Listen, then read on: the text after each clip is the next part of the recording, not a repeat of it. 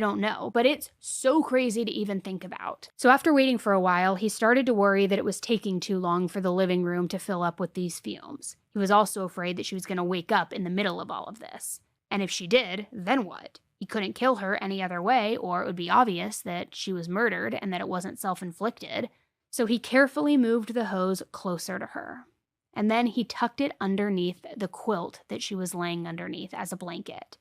Now, what's incredibly sad is Leslie did wake up, but she was unfortunately so overcome and weak already by these fumes that she couldn't fight back. She couldn't muster the strength to do anything. She was able to yell for her oldest son, Matthew, but it wasn't loud enough to do any good. She knew what was happening to her. She knew what her husband was doing to her, but she was too weak at that point to do anything.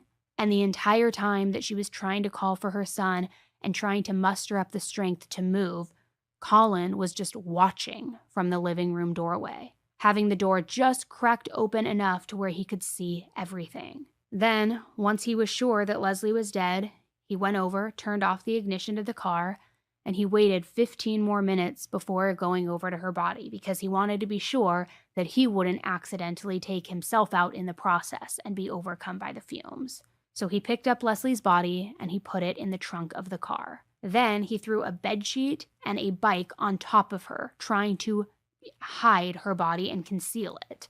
He then called his girlfriend Hazel to let her know that Leslie was dead. And now, the next step of the plan was in motion. They needed to kill Trevor. They had come up with a secret code so that the other person would know what was going on and what time of the plan it all was, kind of without actually having to say into the phone, like, I just killed my wife, time for us to go kill your husband.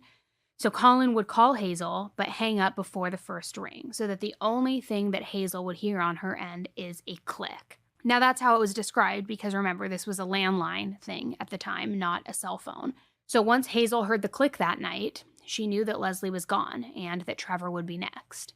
So Colin arrived at the Buchanan family home, and the scene was pretty much the same as at the Howell home. It was late at night, the kids were in bed asleep.